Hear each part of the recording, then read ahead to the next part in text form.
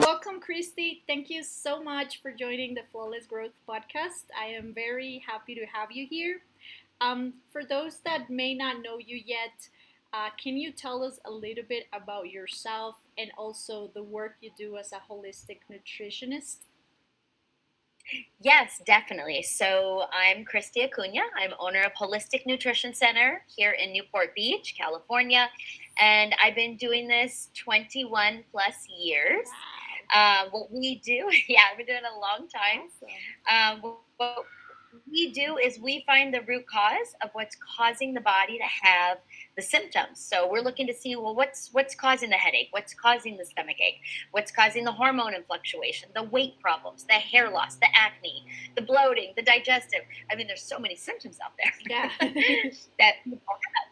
So we get to the root cause of what the problem is, and then we create a specialized nutritional program built just for each individual's needs. So this is where we are showing them what to eat. We do meal planning, lists, ideas, recipes, depending on what people need and want. But meal planning is, very helpful for people, telling them exactly what to eat. And then we create a whole food supplementation regimen for them. I could have two diabetics come in or two people with the same headache in the same place in the head, but they will leave with completely different programs recommended for them. So there's no two people that have the same program because everyone's biochemistry is different. Awesome. And how does that process usually looks like? How are you guys able to find that root of that problem? Yeah, great question. So we use functional labs, which consists of there's some blood work. Everyone's very used to doing blood work, but labs expand way beyond just blood work. But in functional labs with blood work and other labs, we're really looking at more of a narrow reference range. So, for example, if we're talking about, looking at a thyroid, let's say a patient comes in to see their doctor and says, I'm very tired. My hair is thinning out. And the doctor's like, okay, well, let's, check your blood work. They will check one value called TSH. And that's a thyroid stimulating hormone. And that is not the whole picture of the thyroid. The thyroid has multiple different values that we need to look at. For example, like T3 and T4 free. These are different hormones that need to convert into one another, and that's a process that happens in the liver. And if that's not happening, we need to see it in the blood work. So functional labs do typically what Western labs don't do. So we can pick out and see the problems before they happen. So that's blood work. And then we also do urine. We look at hormones in the pee, in the urine. So it's pretty awesome. We can see a whole hormone story in the urine test that we do. We can see bone density. We can see 13 different environmental endocrine disruptors. So, for example, let's say use Windex to clean your windows or use Tide to clean your clothes. It's very popular. There's a lot of fragrances and perfumes in those that actually interrupt the hormone system and start dragging it low or dragging it high. That's the thing with hormones. You want them nice and balanced and even keel. When they're too high, there's problems. When they're too low, more problems. So these labs really dive in and help us to see such an expanded view of a person. I think it's super important to look into the labs because I know that a lot of the times some people, let's say their hair is thinning as an example, and they just decide, okay, I'm just gonna get have some biotin supplement and that's it. Yes. But sometimes what if that's not exactly what you need? And I know that sometimes it's annoying to go get blood work, but you take some steps. Right, exactly. But you would right away know what's happening. Maybe it's not biotin, maybe it's iron or something else that you need. So I love that you guys have such a good process and a lot of science behind it. Thank you. Yes, we have something very special here. So that's one way that we actually see, but the other way that we actually look, so we have our functional labs and then we do nutrition response testing. Okay. So this is a form of applied kinesiology, started with chiropractors, and what it is it's basically like muscle testing where you're using pressure against a muscle. So we'll typically use an arm and we're applying pressure to all of the brain, the thyroid, the sinuses, the heart, the lungs, the digestion, the ovaries, the uterus, the prostate, kidneys, Mm-hmm. adrenals. We're testing your brain to bladder basically. Wow. And we're looking to see where the stress is happening Mm. and what's causing that stress. Is this a common food you're eating? Is this a virus, a parasite, a bacteria, a yeast? Is it a heavy metal or a chemical? After the LA fires, I don't know if you are Yeah. familiar, in Los Angeles, there was huge fires that took out tons of houses. Mm-hmm. And because of those fires, there were a lot of heavy metals that Okay. were blowing in the wind. And actually, the local news was talking about it as well. The heavy metals, just from like the earth, from those houses and the building materials, started to go around because the wind is carrying it around and can Mm-hmm. cause a lot of health problems. So we Wow. can identify that and see that through our testing, not just from the fires. If someone's in Delaware and they're like, "Well, that's not even near me." There are heavy metals, in our Everywhere. soil because of the sprays we use in our foods. I mean, it's everywhere. It's in cigarettes, it's in vapes, it's in so many different places. But Mm-hmm. anyway, so we do muscle testing to identify those types of toxins. We also can see chemicals. We can also see basically those things. Yeah, we can see Mm-hmm. everything that you're exposed to pretty much. Very nice. And would you say that usually the clients that you work with went to you because they probably were trying to find the issue somewhere else and they couldn't find it, and then finally they decided, okay, maybe it's my diet? That happens a lot. Yes, Okay. it does, and most of the time they're coming to us with, we've been to this specialist, Uh we've been huh. to that specialist, I've seen that doctor, I've been referred all through the chain. This is my last hope, and so yeah, that happens a lot. And a lot of times, yeah, people. I mean, some people think, yes, I know I don't eat well, but Mhm. oftentimes they're not connecting. They're not connecting. I'm not eating well, so of course my thyroid and hair is, thyroid's functioning low and my hair is thinning. So that's, our Mhm. job is to educate them, to help them understand what is actually happening in their body and how the food actually affects their thyroid and why their hair is thinning. So, Mhm. we got to slow the train from hitting the wall and then build tracks. And it's incredibly important to understand it first to then make the right decisions. Yes, definitely. You got to meet the body where it's at and help build it little by little, Exactly. And or weed and yeah. And Kristi, what inspired you to get into holistic nutrition? That's a great question. I was born with psoriasis. For those of you Wow. that don't Okay. know what that is, it's an autoimmune disease of the skin. So Mhm. you'll see dry, red, thick patches. And basically, Mhm. that's your skin cells replicating so much faster than normal skin cells do.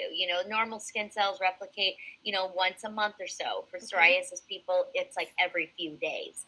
So Wow. the skin's got to shut off and go somewhere for the new ones to Uh huh. Uh continue to huh. surface. So I was born with that from head to toe. So that was, it was rough. And as I got into puberty and older, it, Yeah. started to kind of go down a little bit. Okay. But of course, you're a young girl and you're like, when is it going to leave forever? Mhm. So I could wear skirts and shirts and all the things. Of course. As I got older, I started working for my mom, who became a naturopath. She was a nurse and then she turned naturopath.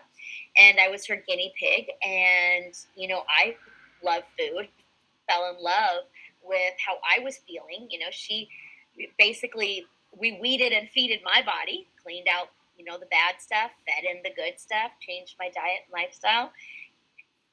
And then I, felt unstoppable. I can help anyone with anything. And Mhm. 21 years later, here I am.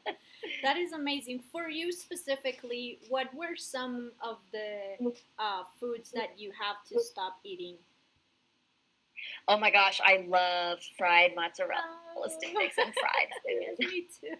Yeah, fried food is the bomb. It's the best. It's so good, and I mean, obviously, I don't eat that regularly, actually, ever at all, actually. Uh-huh. But every now and again, if someone has it, I'm like, let me just have a bite. Yes. It was fried food. I did a lot of fried food and Okay. just a lot of like Taco Bell takeout. You're a teenager. That's Yeah.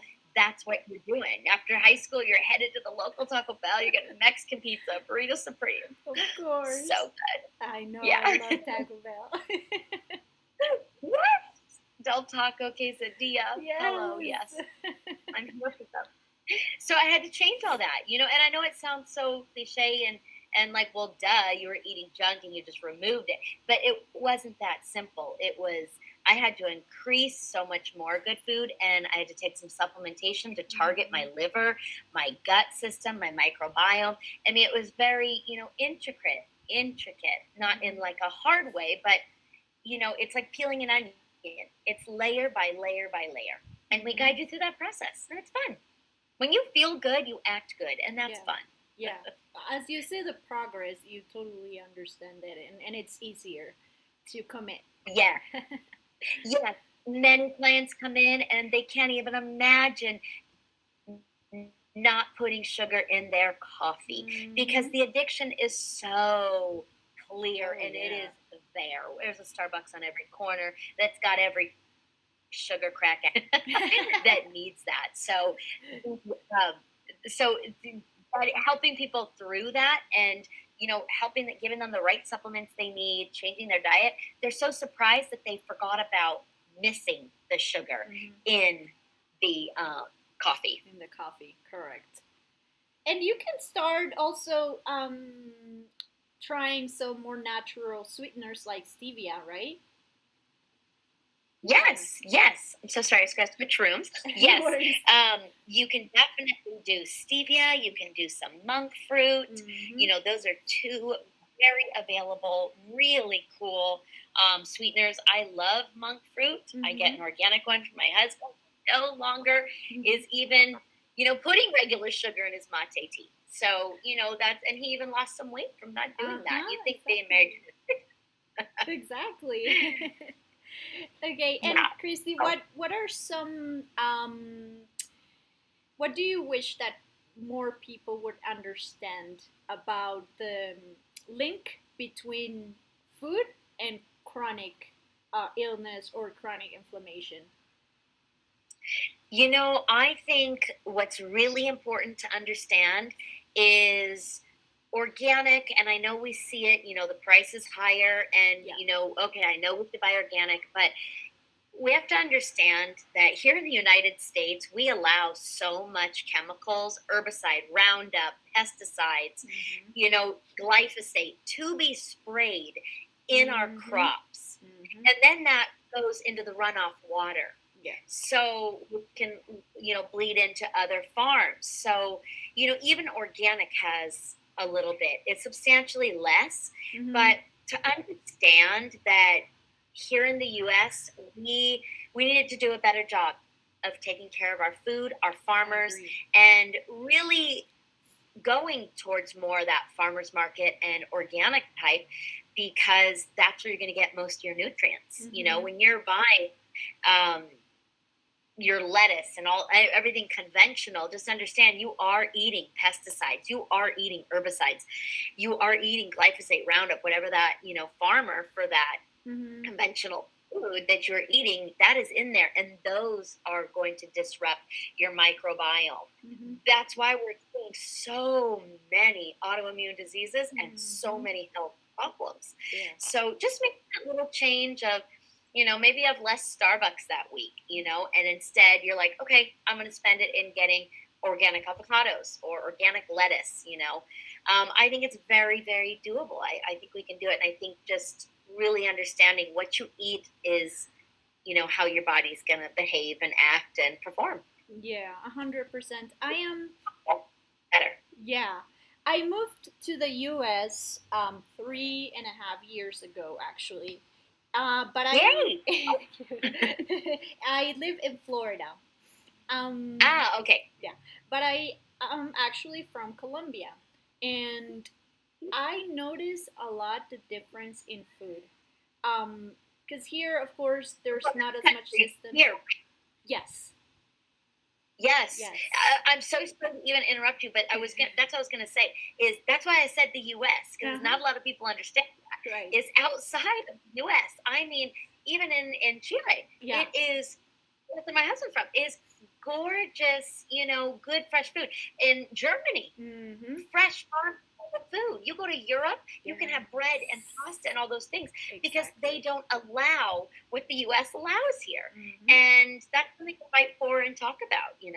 So Agreed. so sorry. Tell me about Colombia. I definitely want to know. No worries, no worries. Yes, I think it's very important to talk about and for all of us because I know there's right now a lot of a trend that people are pushing against that, which is great. But Yes. we have to keep talking about it because 100% when here I can eat way more food and I don't feel like super heavy after. I feel normal. But Yeah. there when I eat like a good plate of food, most of the time I feel very heavy. Like, oh, like what is this? Like, Yeah. or here I could eat 2 pieces of chicken, no problem. Over there, I can only eat one, and sometimes I don't finish it. I get full right away. And it's all those Right. hormones, all those like pesticides, and all those things that you're mentioning that And shouldn't be corn and allowed. soy. Yes, corn and soy, correct, That's in what they're everything. feeding to the chickens. Yeah, absolutely. And it's super important also for people to take some time and learn to read all the food labels as well, because there are a lot of Yeah. products that are misleading, and if you Yeah. don't know how to read it, you're gonna be like, oh wow, yeah, this is keto. Sometimes it's not keto. You're 100% right. I have absolutely read breads in like a Ralph's grocery store. You typically have that kind of stuff. Yeah. It said keto on it. I'm like, there's wheat flour in this. How in the heck is this even keto? I don't understand. So yes, the labels are very misleading. Yeah, totally. Okay, and what are the most surprising outcomes that you've seen in clients, or if there's a specific story that you would like to share with us? Outcomes. Well, let's see. I was just with a client. I mean, I've had a lot of those. I have to think. We've had some that used to wear glasses, no longer have to wear glasses anymore. Wow. By strengthening their nutrition, changing their diet. A lot of eye problems have to do with liver, kidney, the gut function, your blood sugars. It really depends what's Wow. going on with somebody. We don't guarantee that for everybody, but Right. we have something called a win ball where we have all the wins. I can show you after this if you'd like, but we have all the Awesome. wins taped up. Everybody writes, this is my win. And we have like 3 of them out there of I don't have to wear glasses anymore. Wow. Which is great. Yeah, really, really cool. And then let's see. Well, today, because that's fresh in my head, Mm-hmm. I have a younger gal. She's in her 20s. She's always had a sore throat. It's always burning in her throat. She cannot seem to get the burning to go away. It's been there for like 2 years. Okay. I'm working on getting her microbiome to balance better, to clear out parasites, yeast, bacteria, viruses, and trying to help her thyroid to get back on balance. And today she had said, Kristi, I can't even believe that the burning is gone. And we've been working together about 6 weeks. Wow. So, it's stuff like that. This is what I love. I love to hear people doing well postpartum. Women on, just having a baby and transitioning. Postpartum is a real thing. And I've definitely worked with fertility and helping women to get pregnant. Many, many women going through IVF, IUI, lots of different things. And just by straightening out, lowering the stress in their, diet and everything, they got pregnant. Oh, wow. So that was great. That is amazing because that IVF is very expensive.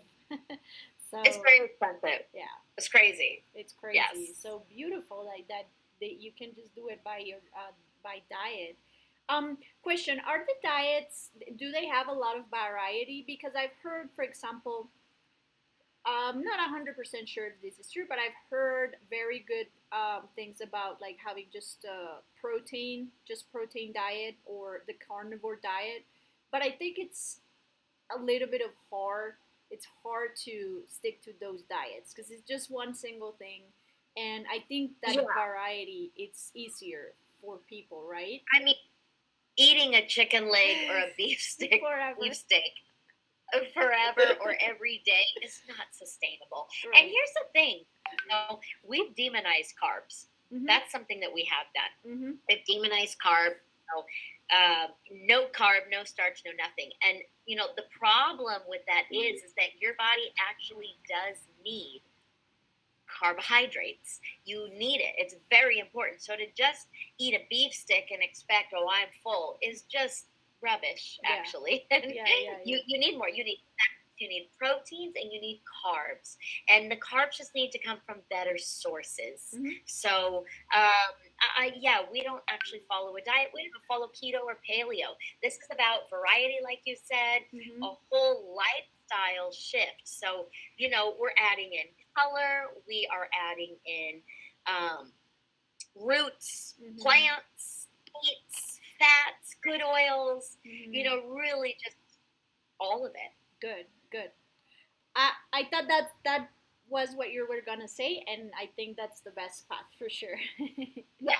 Okay. Yes. Most people are like, "Oh, you're probably gonna tell me to eat boiled chicken and broccoli." I'm like, "Oh, listen, honey, if that's all that we have to eat to be healthy, get me out of this career. I can't do boiled chicken and broccoli." I know, so hard. I need variety too. Yes, I agree. I think it's way easier to stick to something that way, which is a mistake that a lot of people make. Definitely. In our meal plans, in our meal planning flyer, it's great because we have a section where you get to pick the sugars and sweets that you like. We very much know that everyone is, hooked up to the sugar IV. That's how this society is. We're marketing it, we're pumping it, we're eating it, and rinse and repeat. So, it's something that we just need to work on getting more variety, and that's going to help to lessen the sugar cravings.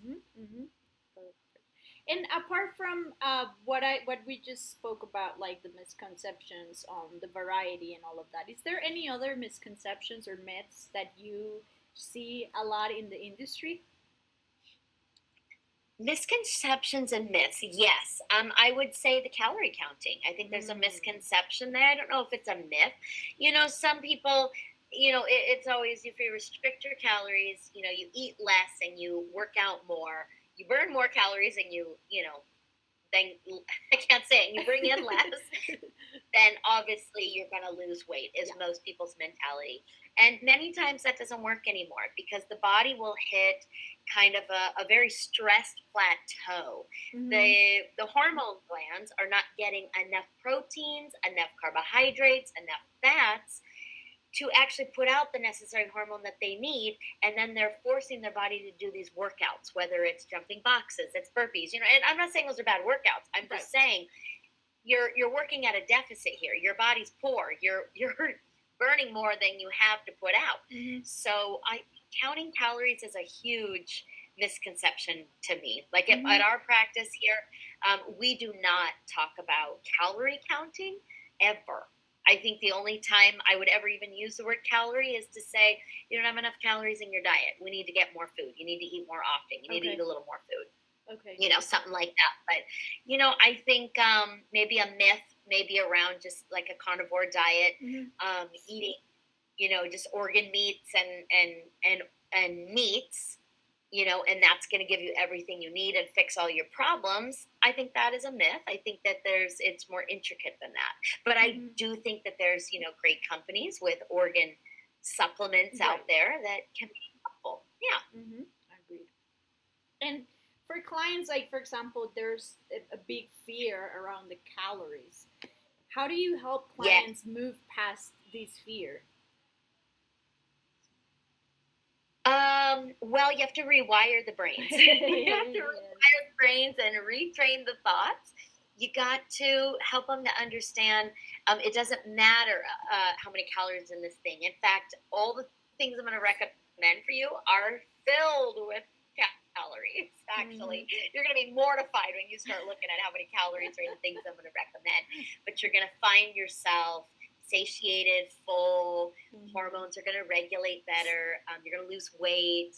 So yeah, I think you have to really just meet them where they're at and help educate. Education is power. That's what it is. If you don't know about something, how can you change it and take control over it? But when you start to know and understand, now you can take control and have the power to change it. So that's what I give them. This is what you got to do. This is the education. Hold their hands slowly and tell them and success cases, and it's very important for all of us, and especially in the foods industry, to be able to unlearn and relearn. Yes, because there's a lot. We've been lied like from the beginning with the food, or I don't know if lied or just people didn't know.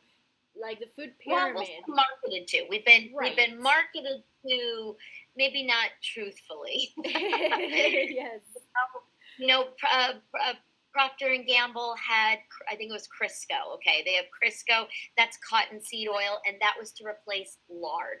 Lard is one of the best fats, saturated fats, and foods found in beans. Oh my God, the best. And you know, using that fat to cook in, believe it or not, is one of the best ways to get vitamin D. And Procter and Gamble saw profit and made cottonseed oil and made it that every household had to have Crisco, and that lard was going to give us a heart attack. And these are some of these kind of fallacies that there really is no studies and correlation to. I ate lard, and that's what clogged my arteries, and that's what gave me a heart attack. Exactly. So, you know, there's those myths too. A lot of myths. And they were also saying that cereals were like the number one thing that you had to consume, which is crazy. Which is crazy. You said cereals? Yes. Yes, cereals, and they're I love kids. And that's why it's such. It's changing now, but everybody would have cereal for breakfast. It was the most common thing to do. You're starting off with sugar, and then you're in your pediatrician's office saying my kid's behavior is out of control, and they diagnose them with ADD or ADHD. And really, we've got a lot of nutritional deficiencies happening, but we're putting everyone on Vyvanse and Ritalin, especially in the 90s and the early 2000s and even now. But, you know, people are being more privy to, hey, there's a lot of, nutrition has a lot to do with stuff. And it's like, wow, it's 2025. We're late. We're late, exactly. Okay, now let's talk a little bit about digital marketing. Have you used any digital marketing to attract clients and grow your practice? Yes, we do Google Ads. Oh, cool. We do Google Ads, and we also do Yelp. I'm trying to think what we do. Google Ads, Yelp, and I think those are the only two things that we actually pay for. And social media. And Facebook, that's what it is. And Facebook ads. Facebook ads, okay, got it. And from those three that you mentioned, which one do you think that has brought the best results? I would say Yelp and Google. Mainly Google. Interesting. But Yelp is behind there, yeah, for sure. I've never done Yelp ads. Sorry? I used to do YouTube commercials as well. Very cool. I've never done Yelp ads. That's very interesting to hear. Is it usually you think it's a little bit cheaper than what Google is, or is it very alike? What do you mean? Like as far as cost? As far as cost, yeah.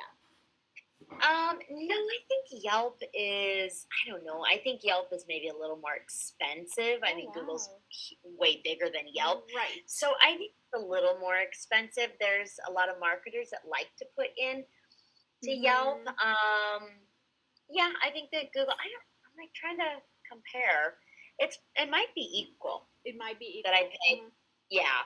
Interesting. As far as what I pay. As far as what you pay. Because usually I've heard, well, I haven't done Yelp, but from what I've heard, Google sometimes tends to be a bit expensive, even though it works, of course.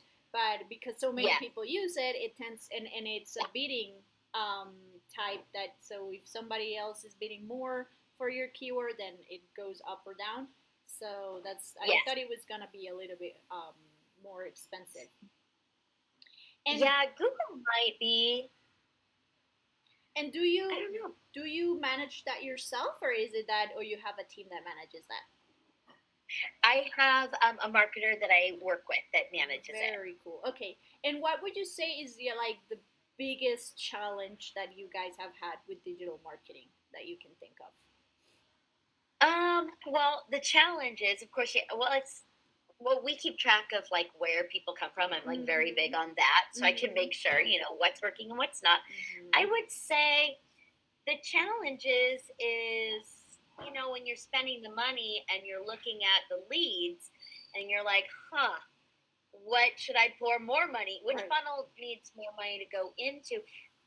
You know, the advertising game is a game. That's It's a what it game. is. You are throwing money at things and seeing what's working, Mm-hmm. and okay, this is working, so we're going to put more of the money here. And that's what happens and what I do. It's like a bob and weave. So like literally, I met with my marketer yesterday, and I'm looking at Yelp and I'm looking at Google, and because we keep track, and I'm like, Google's performing better. Let's take some from Yelp and Mm-hmm. move it over to Google. Mm-hmm. Mm-hmm. So I think it's a game. It's That's a game, and what you also sometimes what happens too is that 1 month it can switch, and then you're switching the yes. budget, and it depends also on the month.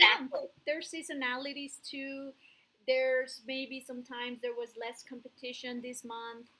A lot of factors Yeah. that sometimes you try to control as much as possible, but sometimes they're Yeah. out of control. So it's important, as you mentioned, to be looking at the data and making sure that you're using those dollars in the best place. And if you have to change a lot of times, then change a Yes. lot of times, but get those results Yeah. for sure.